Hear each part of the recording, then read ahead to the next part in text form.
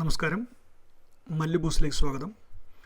ഇന്ന് നമ്മൾ റമ്മിന് എങ്ങനെയാണ് കളർ ചേർക്കുന്നത് എന്ന വീഡിയോ ആണ് കാണിക്കുന്നത്. വിദേശത്ത് ജീവിക്കുന്ന ഒരാൾക്ക് പൊതുവെ ഈ ചോദ്യം അല്ലെങ്കിൽ ഈ ഒരു ടോപ്പിക്ക് മണ്ടത്തരമായിട്ട് തോന്നാം.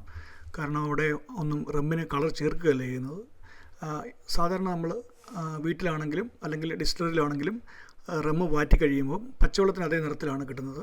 അത് പിന്നീട് ഓക്ക് മരത്തിൻ്റെ കാസ്കിൽ അല്ലെങ്കിൽ ബാരലിൽ നമ്മൾ ഏജ് ചെയ്ത് നമ്മളിന്ന് കാണുന്ന ആ ഗോൾഡൻ കളർ കിട്ടുകയാണ് ചെയ്യുന്നത്. എന്നാൽ ഇന്ത്യയിൽ ഭൂരിപക്ഷവും, അതായത് ഇപ്പോൾ നമ്മൾ കാണുന്ന ബഹുഭൂരിപക്ഷവും റമ്മ് അങ്ങനെ ഏജ് ചെയ്യുന്നതല്ല, അല്ലെങ്കിൽ അങ്ങനെ ഓക്ക് ബാറിൽ നിന്ന് ഏജ് ചെയ്ത് കിട്ടുന്ന റമ്മല്ല, പകരം കളർ ചേർത്ത് ഉണ്ടാക്കുന്നതാണ് ഭൂരിപക്ഷവും. അപ്പോൾ അതുകൊണ്ട് നമ്മുടെ ഇന്ത്യൻ കോണ്ടസ്റ്റിൽ ഇതൊരു പ്രധാനപ്പെട്ട ടോപ്പിക്കാണ്. അപ്പോൾ അതെങ്ങനെയാണ് ചെയ്യുന്നതെന്ന് കാണാം.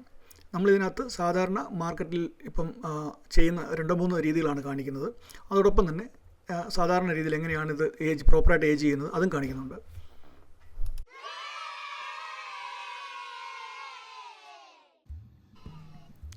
ഏജ് ചെയ്യാനായിട്ട് നമ്മൾ ഉപയോഗിക്കുന്നത് ഒരു 40% ABV ഉള്ള വൈറ്റ് റമ്മാണ്.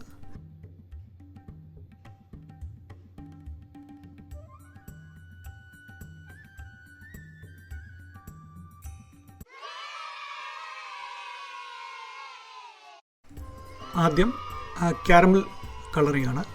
അപ്പോൾ ഇതിനായിട്ട് നമ്മൾ ഒന്നിൽ E51 എന്നുള്ള നമ്മൾ ഫുഡ് ഗ്രേഡ് കളർ കിട്ടും, കാരമൽ കളർ കിട്ടും. നമ്മളത് ഉപയോഗിക്കുന്നില്ല, പകരം നമ്മൾ പഞ്ചസാര നമ്മൾ കാരമൽ ചെയ്യുകയാണ്. ഇതിനായിട്ട് 2 സ്പൂണ് പഞ്ചസാര എടുത്തിട്ട് നമുക്ക് കാരമൽ ചെയ്യാം. ഇത് വേണമെങ്കിൽ ഡ്രൈ കാരമൽ ചെയ്യാം, അല്ലെങ്കിൽ വെറ്റ് കാരമൽ ചെയ്യാം.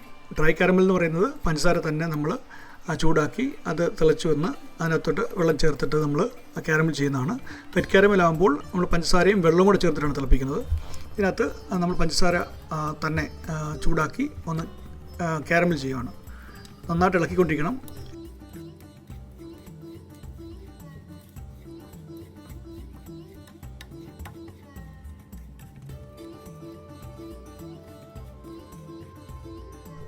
നമ്മുടെ പഞ്ചസാര ഇപ്പം ഒരു ലിക്വിഡ് സ്റ്റേജിൽ എത്തിയിട്ടുണ്ട്. നന്നായിട്ട് ചെറുതായിട്ട് ഒരു ഗോൾഡൻ കളർ ആയി വരുന്നുണ്ട്, പക്ഷേ ഇളക്കിക്കൊണ്ടേയിരിക്കണം. നമുക്ക് ആവശ്യമുള്ളത് നല്ല ഡീപ്പായിട്ടുള്ള ഒരു കളറാണ്.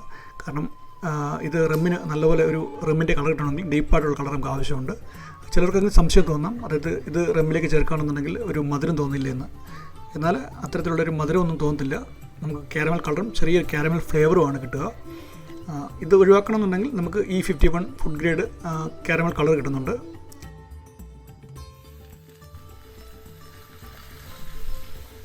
ഇപ്പം നമുക്ക് ആവശ്യമുള്ള കളർ കിട്ടിയിട്ടുണ്ട്. ഒരു ശകലം വെള്ളം കൂടെ ചേർത്ത് ഒന്ന് ഇളക്കി കഴിയാമെന്നുണ്ടെങ്കിൽ നമുക്ക് വേണമെങ്കിൽ ഇത് മാറ്റി ഒരു പാത്രത്തിലേക്ക് എടുക്കാം. ഇപ്പോൾ ഞാനിത് ഒരു പാത്രത്തിലേക്ക് മാറ്റുകയാണ്. നല്ല ചൂടുണ്ടായിരിക്കും, അതുകൊണ്ട് കൈ പൊള്ളാതിരിക്കാൻ ശ്രദ്ധിക്കണം. നമ്മൾ ചെറിയ പാത്രത്തിലേക്ക് മാറ്റി ഇനിയും ഇത് കളർ ചെയ്യുന്ന സമയത്ത് മാത്രം നമ്മൾ ഉപയോഗിക്കുന്നു. അതോടൊപ്പം റമ്മിന് നല്ല റമ്മ് ഫ്ലേവർ കിട്ടാൻ വേണ്ടിയിട്ട് റമ്മിൻ്റെ എസൻസ് നമ്മൾ ചേർക്കുന്നുണ്ട്. ഒപ്പം നമുക്ക് പൈനാപ്പിളിൻ്റെയും വാനിലയുടെയും എസൻസ് കൂടെ ചേർക്കുന്നുണ്ട്. സാധാരണ റമ്മിന് ഒരു ചെറിയൊരു റമ്മ് ഫ്ലേവർ ഉണ്ടായിരിക്കും, എന്നാലും റമ്മിൻ്റെ ആ സ്ട്രോങ് ഫ്ലേവർ കിട്ടാൻ വേണ്ടിയിട്ടാണ് നമ്മൾ റം എസൻസ് ചേർക്കുന്നത്.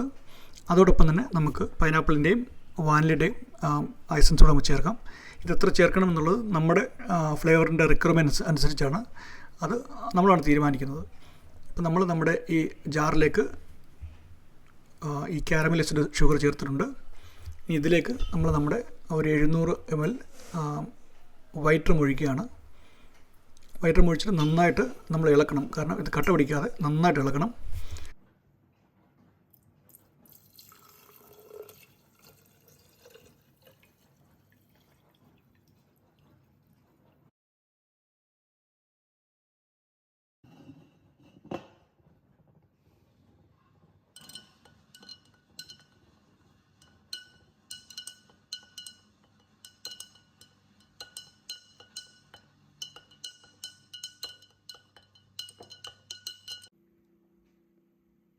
പൊതുവെ ഈ വാനില ഫ്ലേവർ അമേരിക്കൻ വൈറ്റ് ഓക്ക് നമ്മൾ ഉപയോഗിക്കുമ്പം നമുക്കതിൽ നിന്നാണ് കിട്ടുന്നത്. അത് നമ്മളൊന്ന് ബൈപ്പാസ് ചെയ്യാൻ വേണ്ടിയിട്ടുള്ള ഷോർട്ട് കട്ടാണിത്. ഇത് പൊതുവെ ഇത്തരത്തിലുള്ള പണികൾ വിദേശത്താരും ചെയ്യാറില്ല, പക്ഷേ ഇന്ത്യയിൽ നമ്മൾ കുടിക്കുന്ന ഭൂരിപക്ഷം റമ്മും ഇങ്ങനെ തന്നെയാണ് ഉണ്ടാക്കുന്നത്. ഈ ഫ്ലേവറുകളെല്ലാം തന്നെ എസൻസ് ചേർക്കുകയാണ്.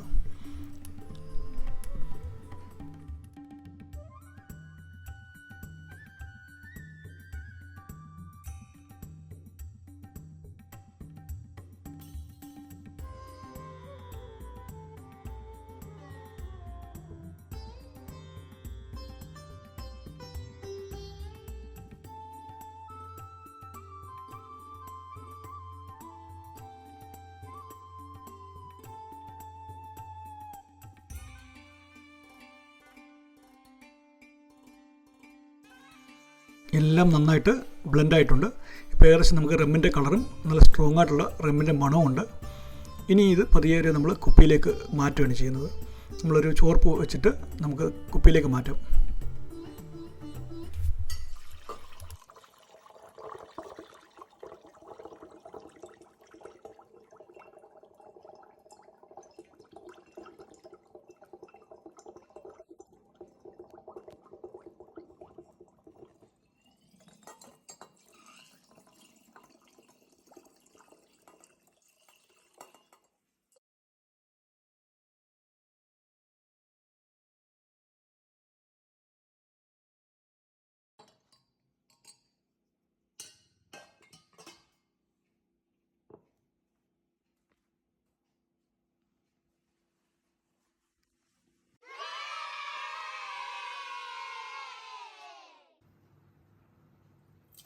വേറെ മാർഗം, നമ്മൾ റമ്മിൻ്റെ ഫ്ലേവർ തന്നെ കിട്ടും വാങ്ങിക്കാൻ.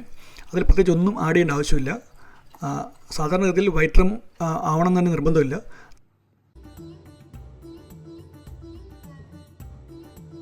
സ്പിരിറ്റ് വാങ്ങി ആ സ്പിരിറ്റിൽ ഈ കളർ ചേർക്കുക ചെയ്യുന്നത്, ഈ എസൻസ് നമ്മൾ ചേർക്കുകയാണ് ചെയ്യുന്നത്. ഇതിപ്പോൾ ഞാൻ ഉപയോഗിക്കുന്നത് ഒരു ഡാർക്ക് റമ്മിൻ്റെ എസൻസ് ആണ്. ഇതേപോലെ തന്നെ ഇത് ചെറിയ ഒരു പാക്കാണ്. പക്ഷേ നമ്മൾ കൊമേഴ്ഷ്യലായിട്ട് ഉപയോഗിക്കുമ്പം വലിയ ജാറിൽ 35 ലിറ്ററിൻ്റെ 50 ലിറ്ററിൻ്റെ ജാറിലാണ് ഇത് വരിക. അപ്പം ഇതിനകത്ത് പ്രത്യേകിച്ചായിട്ട് ചെയ്യേണ്ട ഒന്നുമില്ല. നമ്മൾ സ്പിരിറ്റ് വാങ്ങിക്കുന്നു, ആ സ്പിരിറ്റിലേക്ക് ഒഴിക്കുന്നു, ഇളക്കുക, അത്ര മാത്രമേ ഉള്ളൂ. ഇന്ന് നമ്മൾ ഒരു ഇന്ത്യയിൽ കിട്ടുന്ന ഒരു 90% റമ്മും ഇങ്ങനെ തന്നെ ഉണ്ടാക്കുന്നതാണ്. അതായത് നമ്മൾ ആ സ്പിരിറ്റ് വാങ്ങി സ്പിരിറ്റിലേക്ക് ഇതേപോലെ റം എസൻസ് ചേർത്ത് റമ്മാണെന്നുള്ള വ്യാജേന നമുക്ക് വിൽക്കുക ചെയ്യുന്നത്. നമ്മൾ പലപ്പോഴും കൊണ്ടാടുന്ന പല ബ്രാൻഡുകളും ഇങ്ങനെയാണ് ഉണ്ടാക്കുന്നത്.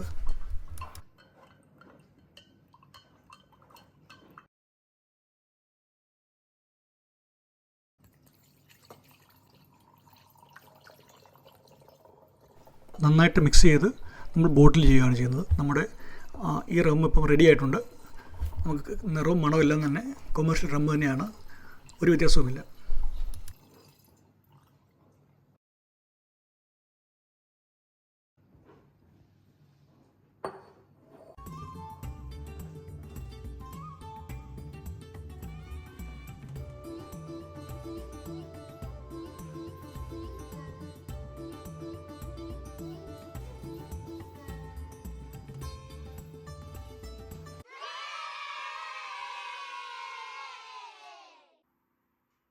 ഇത് സാധാരണ വളരെ അപൂർവമാണ്. അപൂർവം ചില ക്രാഫ്റ്റ് ഡിസ്റ്റിലറികൾ മാത്രമാണ് ചെയ്യുന്നത്. അതേപോലെ ചില ആൾക്കാർ വീടുകളിൽ ഉണ്ടാക്കാറുണ്ട്. ഇത് ബോബ് ബക്കനീർ എന്നൊരാളാണ് കണ്ടുപിടിച്ചത്. നമ്മൾ ഡിസ്റ്റിൽ ചെയ്ത ശേഷം ആ സ്റ്റില്ലിൽ അവശേഷിക്കുന്ന റമ്മിൻ്റെ വാഷ് എടുത്തിട്ട് അത് ഫിൽറ്റർ ചെയ്തെടുക്കുക ചെയ്യുന്നത്. അത് നമ്മൾ ഒരു 40-45% ആൽക്കഹോളുള്ള റമ്മിലേക്ക് ഒഴിച്ച് വീണ്ടും ഒന്ന് ഫിൽറ്റർ ചെയ്ത് കഴിയുകയാണെന്നുണ്ടെങ്കിൽ നമുക്ക് ഈ റമ്മ് കിട്ടും. ഇതിൻ്റെ പ്രത്യേകത എന്താണെന്ന് വെച്ചാൽ ഒരു സ്ട്രോങ് ആയിട്ടുള്ള ഒരു മൊളാസിസിൻ്റെ അല്ലെങ്കിൽ ശർക്കരയുടെ ഒരു ടേസ്റ്റ് ഇതിൽ വരും. എന്നാൽ സാധാരണ ഒരു കൊമേഴ്ഷ്യൽ റമ്മുമായിട്ട് അല്പം വ്യത്യാസവും കാണും. റമ്മിൻ്റെ ഫ്ലേവർ കിട്ടും എന്നതല്ലാതെ ഒരു സ്ട്രോങ് ആയിട്ടുള്ള റമ്മ് ഫ്ലേവർ കാണത്തില്ല. പക്ഷേ ഇതിൻ്റെ ഒരു യൂണീക്കായിട്ടുള്ള ഫ്ലേവറാണ്. ഇതിന് ഇഷ്ടംപോലെ ഫാൻസ് ഉണ്ട്, വളരെയധികം ആൾക്കാർ ഇത് കുടിക്കാറുണ്ട്. പക്ഷേ എല്ലാവർക്കും ഇത് ഇഷ്ടപ്പെടത്തില്ല. ഒന്നാമത്തെ കാര്യം, ഇതിൻ്റെ കളറ് അല്പം വ്യത്യാസമാണ്, ഒരു ക്ലൗഡിയാണ്, ഒരു ക്ലിയർ ആയിട്ടുള്ളൊരു ടെക്സ്ചർ ഇതിന് കിട്ടത്തില്ല. പക്ഷേ ഇതിൻ്റെ ഒരു ഫാൻ ഫോളോയിങ്സ് ഒത്തിരി ഉള്ളതുകൊണ്ട് ധാരാളം ആൾക്കാർ ഇതിങ്ങനെ ഉണ്ടാക്കി കുടിക്കാറുണ്ട്. പക്ഷേ അപൂർവം ചില ക്രാഫ്റ്റ് ഡിസ്റ്റിലറികളും ഇപ്പോൾ ഇത് ബോബ് ബക്കനീർ റം എന്നുള്ള പേരിൽ ഇറക്കി വിൽക്കുന്നുണ്ട്.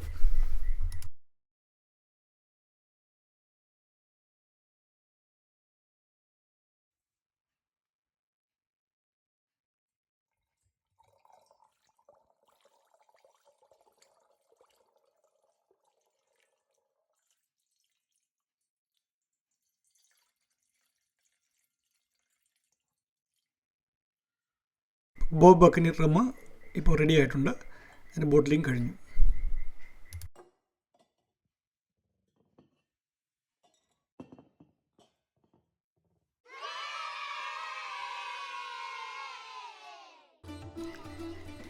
ഇങ്ങനെയാണ് യഥാർത്ഥ റം ഉണ്ടാക്കുന്നത്. ഇത് കാസ്ക് ഏജിംഗ് എന്നാണ് പറയുക.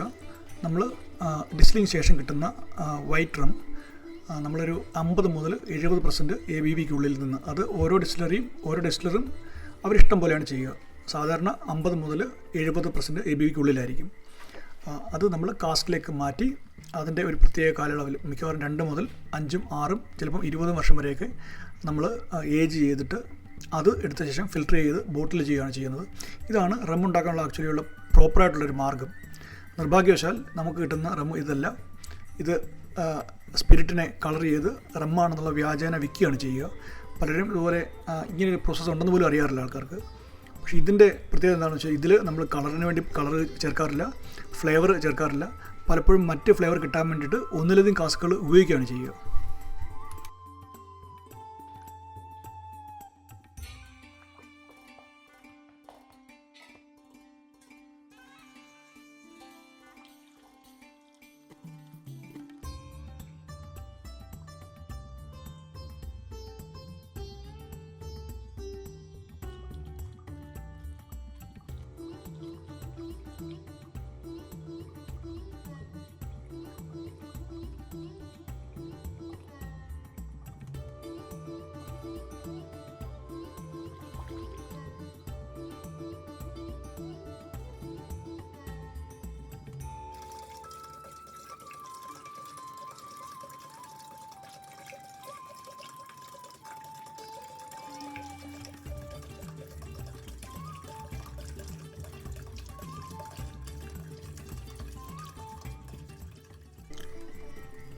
ഏജിങ് കഴിഞ്ഞ് കഴിയുമ്പോൾ നമ്മൾ ഈ കാസ്കിൽ നിന്നും നമ്മൾ ഈ മദ്യം, അതായത് റമ്മ് ഒരു പാത്രത്തിലേക്ക് നമ്മൾ കളക്ട് ചെയ്യുന്ന കണ്ടെയ്നറിലേക്ക് മാറ്റുകയാണ് ചെയ്യുന്നത്.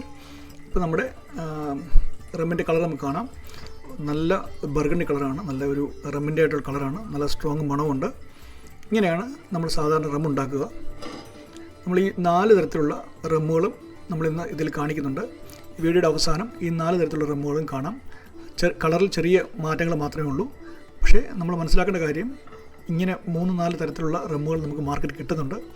അപ്പം നിങ്ങളോട് പറയാനുള്ളത്, നിങ്ങൾ നല്ല റമ്മാണ് ഉദ്ദേശിക്കുന്നുണ്ടെങ്കിൽ ഇതേപോലെ പ്രോപ്പറായിട്ട് കാസ്ക് ചെയ്ത് റമ്മ് വാങ്ങിച്ച് കുടിക്കുക. അല്ലാതെ കളർ ചെയ്ത് നിങ്ങൾക്കൊരു വ്യാജ റമ്മല്ല നിങ്ങൾ കുടിക്കേണ്ടത്. അപ്പോൾ താങ്ക്സ്, നന്ദി. വീണ്ടും മറ്റൊരു വീഡിയോയുമായിട്ട് വരുന്നതാണ്. നമ്മുടെ ചാനൽ ഒന്ന് ലൈക്ക് ചെയ്യുകയും സബ്സ്ക്രൈബ് ചെയ്യുകയും ഷെയർ ചെയ്യുകയും ചെയ്യുക.